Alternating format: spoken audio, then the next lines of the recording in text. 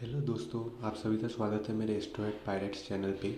जहाँ पे आपको वन पीस से एपिसोड से एक्सप्लेनेशन मिलने वाले हैं। अभी तक मैंने फर्स्ट पार्ट अपलोड कर दिया है, अब एपिसोड नंबर 2 की बारी है। हम तो सेकंड एपिसोड से स्टार्टिंग में बताया जाता है कि लूफी और तोबी दोनों एक समुद्र के बीच में है, एक बोर्ड पे। वो दोनों शुरू से बातें कर रहे होते हैं। तो तोबी बताता है कि वो बहुत ही डेंजरस पायरेट हंटर है, जो पायरेट्स को देखते ही मार देता है। फिर वैसी बातें करते करते एक मरीन बेस पे पहुंच जाते हैं, जहाँ पे ज़ोरो बंदी होता है। फिर वो लोग मरीन के बाज़ार में जाते हैं उस गांव से। फिर वहाँ पे ज़ोरो के बारे में पूछते हैं तो सभी लोग डर जाते हैं, उसको कुछ नहीं पता था। फिर वो भी बताता है तो उसका नाम लेने से सभी लोग डरते हैं। फिर उसके बाद हम तो दिखाया जाता है कि वो एक मरीन बेस से यहाँ पे पहुँच जाते हैं, जहाँ पे ज़ोरो बंधा होता है। फिर लूफी और तोबे दीवार पे चढ़ते देखते हैं ज़ोरो को। तभी वहाँ पे एक लड़की आ जाती है उनके पास में, जो पहले आउटसाइड देखती है। फिर उसके बाद वो ज़ोरो के लिए खाना लेके जाती है। जब वो ज़ोरो को खाना खिलाती है तो ज़ोरो नहीं खाता है। लेकिन वहाँ पे तभी मरीन कैप्टन मॉर्गन का बेटा हेम्ब्लेफो आ जाता है, और वो बच्ची के लाए हुए खाने को फेंक के उसके ऊपर पाँव रख देता है, और वो उस बच्ची को मरीन से पिटवा देता है, जिसको लूफी बचा लेता है उस बच्ची को। फिर उनसे जाने के बाद लूफी अंदर चला जाता है और ज़ोरो से बात करने लगता है। तभी ज़ोरो बोलता है कि वो जो खाना पड़ा है, जो उसने पैर से कुचल दिया था, वो बोलता है कि वो मेरे मुंह में डालो। तो वो उससे मुंह में डाल देता है। फिर वो लोग वहाँ से चले जाते हैं। फिर बाद में जब वो बाजार में बैठे होते हैं तो वो लड़की लूफी और तोबे तो ज़ोरो की कहानी बताते हैं, तो वो कैसे वहाँ पे बंदी बना। फिर वो बताती है कि कैप्टन मॉर्गन का बेटा एक दिन अपने वुल्फ को लेकर बाजार में घूम रहा था और सबको परेशान कर रहा था। फिर वो एक कैफ़े में जाता है, जहाँ पे वो लड़की का कैफ़े रहता है। लड़की और उसकी माँ चलाती है। फिर वो कैफ़े में आते ही उसका वुल्फ तोड़ फोड़ करने आता है, तो लड़की उसको भगाने लगती है। लेकिन इतने में ही उस वो लड़का लड़की को मारने आता है, तो ज़ोरो बीच में आके उसको बचाता है और उसको मारता भी है, जिसकी वजह से ज़ोरो को वो बंदी बना लेता है और बोलता है तो या तो तुम 1 महीने तक भूखे प्यासे मेरे पास बंदे रहो, या फिर मैं इन कैफ़े को उजाड़ दूँगा। तो ज़ोरो उनके पास बंदी बन जाता है।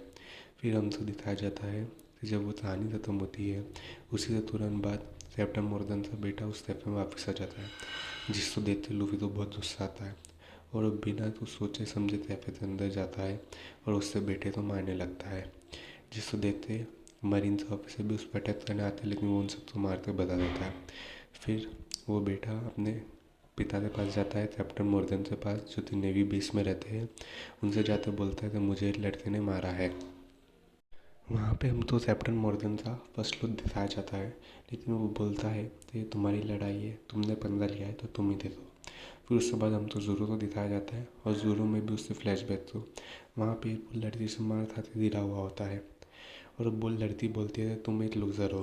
फिर उसके बाद हम तो जहाँ पे ज़ोरो बंदा होता है वहाँ पे दिखाया जाता है, वहाँ पे ज़ोरो के पास लूफी आया हुआ होता है, और लूफी ज़ोरो से बोलता है कि क्या तुम मेरा पायरेट क्रू ज्वाइन करोगे।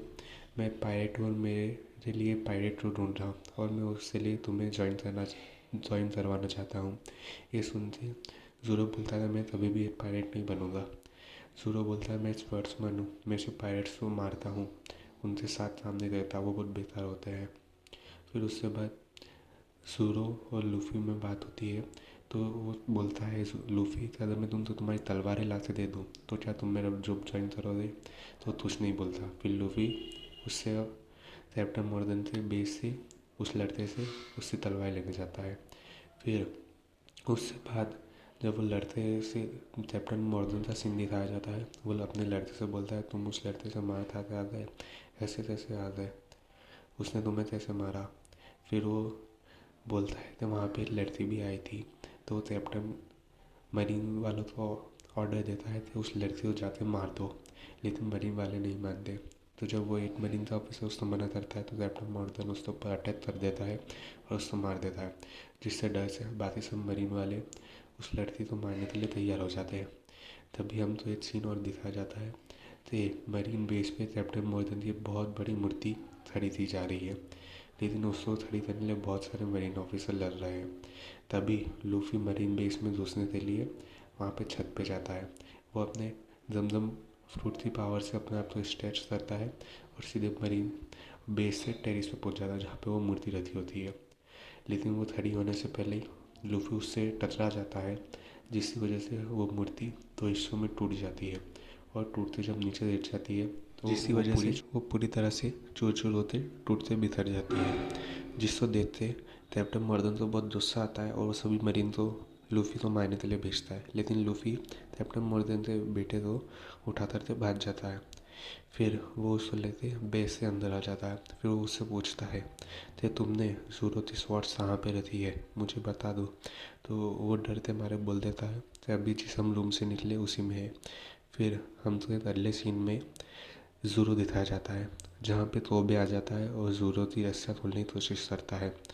वो ज़ोरो से बोलता है कि तुम कैसे हो मैंने जानता, लेकिन प्लीज़ तुम लूफी की मदद कर देना, वो बहुत ही अच्छा लड़ता है, जिसकी वजह से मुझ में भी बहुत हिम्मत है, तो मुझसे मदद कर देना।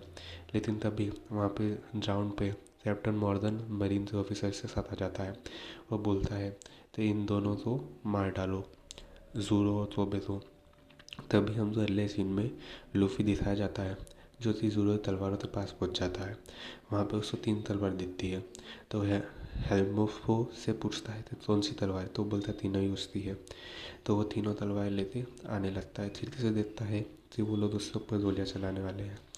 तो ज़ोरो बोलता है उनको देखते कि मैं इस टाइम पे अभी नहीं मर सकता, मैं ऐसे मरना नहीं चाहता। लेकिन तभी हम तो अगले सीन में दिखाया जाता है कि ज़ोरो का फ्लैशबैक होता है जहाँ पे वो एक लड़की से बोलता है, तो लड़की उससे बोलती है कि तुम अभी भी तो, जिससे वजह से ज़ोरो बोलता है कि मैं एक दिन बहुत बेस्ट स्वॉर्ड्समैन बनने दिखाऊंगा। फिर तभी लूफी खेती को पकड़ता है और अपने दमदम फ्रूट की पावर की वजह से स्टेज करते सीधे तौर पे बाहर आने लगता है। तभी वहाँ पे सभी लोग गोली चला देते हैं। तो वहाँ पे सारी गोलियाँ लूफी के ऊपर लग जाती है, लेकिन उससे दमदम फ्रूट के पास वो मरता नहीं है और सारी गोलियाँ वापस बाउंस बैक हो जाती है। जिसको देखते ज़ोरो बोलता है कि लूफी तुम हो क्या। उससे बाद लूफी ज़ोरो को एक लुक देता है कि मैं ठीक हूँ। और इसी के साथ हमारा एपिसोड नंबर 7 ख़त्म हो जाता है। आपको एपिसोड नंबर 7 कैसा लगा उससे एक्सप्लेनेशन के लिए थैंक यू सुनने के लिए। एपिसोड नंबर 3 के एक्सप्लेनेशन के लिए हमें सब्सक्राइब एंड लाइक करें। Thank you so much.